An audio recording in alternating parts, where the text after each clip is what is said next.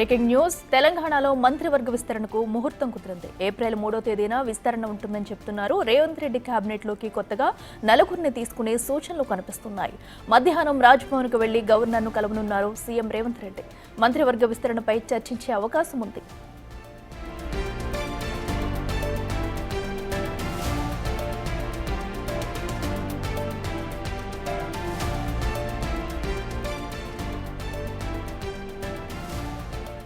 ఇదే అంశానికి సంబంధించి మరింత సమాచారం మా ప్రతినిధి హేమ లైవ్లో అందిస్తారు. హేమ, చెప్పండి, మరి 3వ తేదీని కూడా మంత్రివర్గ విస్తరణ ఉండబోతుందని సూచనలు కూడా కనిపిస్తున్నాయి. మరి ఎప్పుడు ఉండనుంది? ఈ రోజు అటు గవర్నర్తో భేటీలో అటు సీఎం రేవంత్ రెడ్డి ఎలాంటి అంశాలపై చర్చించున్నారు? డీటెయిల్స్ ఏంటి?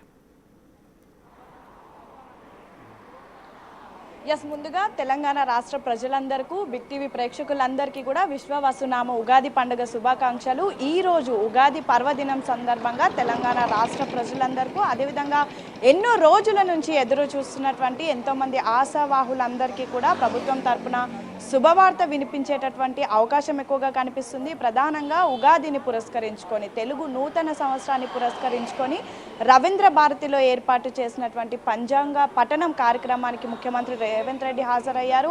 అక్కడ పంచాంగ పఠనం అయిపోయిన తర్వాత నేరుగా ప్రస్తుతం మనం ఉన్నటువంటి ఇదే రాజ్భవన్కి ముఖ్యమంత్రి రేవంత్ రెడ్డితో పాటు ఉప ముఖ్యమంత్రి బట్టి విక్రమార్క, కొండా సురేఖ, జూపల్లి కృష్ణతో పాటు ప్రభుత్వ సలహాదారులు వేం నరేందర్, అదేవిధంగా మరికొంతమంది ఎమ్మెల్యేలు, ఎంపీలు అందరూ కూడా ప్రస్తుతం రాజ్భవన్కి చేరుకున్నారు. రాజ్భవన్లో గవర్నర్ని మర్యాదపూర్వకంగా కలిసి ఉగాది శుభాకాంక్షలు తెలపడంతో పాటు ప్రస్తుతం మనకు ఉన్నటువంటి సమాచారం ఏంటంటే త్వరలో ఏర్పాటు చేయబోయేటటువంటి క్యాబినెట్ పైన కూడా ప్రస్తుతం చర్చ జరుగుతున్నట్టుగా తెలుస్తోంది. అయితే తెలంగాణ రాష్ట్రం ఏర్పడి ఏడాదిన్నర అవుతున్నప్పటికీ కూడా క్యాబినెట్ విస్తీర్ణ అనేది రోజు రోజుకి ఆలస్యం అవుతుంది.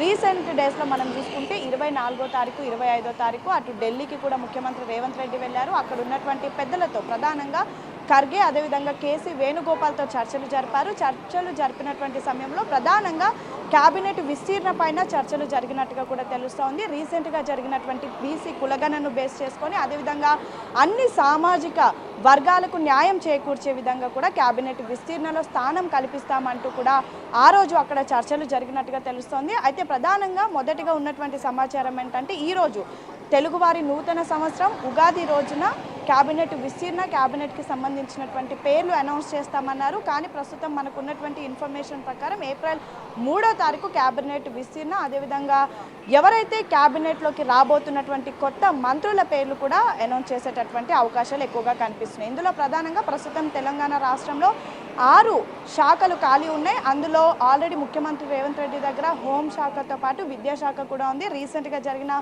అనేక మీటింగ్స్లో కానివ్వండి, లేదంటే అసెంబ్లీ వేదికగా కూడా విద్యాశాఖ తన వద్దనే ఉంచుకుంటానని, విద్యార్థులకు మరింత ఉపాధితో పాటు అన్ని రంగాల్లో కూడా విద్యార్థులు ఎదిగే విధంగా చూసుకునే బాధ్యత తనది కాబట్టి విద్యాశాఖ తన దగ్గర ఉంచుకుంటానంటూ కూడా చెప్పడం జరిగింది. ఇందులో భాగంగా ప్రస్తుతం రేవంత్ క్యాబినెట్లోకి 4 మంత్రులను తీసుకునే ఆ యోచనలో కూడా అటు అధిష్టానం ఉన్నట్టుగా తెలుస్తోంది. ఈ 4 కూడా ప్రస్తుతం ఏప్రిల్ 3వ తారీఖున 4 పేర్లు కూడా అనౌన్స్ చేసేటటువంటి అవకాశం కనిపిస్తోంది. ఇందులో భాగంగానే ఈరోజు మంచి రోజు కావడంతో గవర్నర్ని కలిసి ఉగాది శుభాకాంక్షలతో పాటు ఈ క్యాబినెట్ విస్తీర్ణ పైన కూడా చర్చలు జరుపుతారు అని ప్రస్తుతం మనకి ఊహాగానాలు వినిపిస్తున్నాయి, సమాచారం కూడా అందుతోంది. ఇక ప్రధానంగా మనం చూసుకుంటే క్యాబినెట్ విస్తీర్ణలో భాగంగా 4కి అవకాశం కల్పించబోతున్నారు. 4లో అనేక పేర్లు వినిపిస్తున్నాయి. ఇప్పటి వరకు ఏ జిల్లాలకు సంబంధించినటువంటి వాళ్ళు ఖాళీలు ఉన్నాయో ఆయా జిల్లాల నుంచి కూడా అభ్యర్థులను వెన్నుకునే దానిలో కూడా ఉన్నారు. ఇందులో ప్రధానంగా మనకు అటు ప్రభుత్వ విప్గా ఉన్నటువంటి ఆది శ్రీనివాస్తో పాటు ప్రేమ్ సాగర్ పేర్లు కానివ్వండి, లేదంటే కోమటిరెడ్డి వెంకటరెడ్డి తమ్ముడు ఉన్నటువంటి కోమటిరెడ్డి రాజగోపాల్ రెడ్డి కానివ్వండి, లేదంటే ఇతర అనేక పేర్లు కూడా వినిపిస్తున్నాయి. ప్రధానంగా వాకిటి శ్రీహరి పేరు కూడా వినిపిస్తుంది.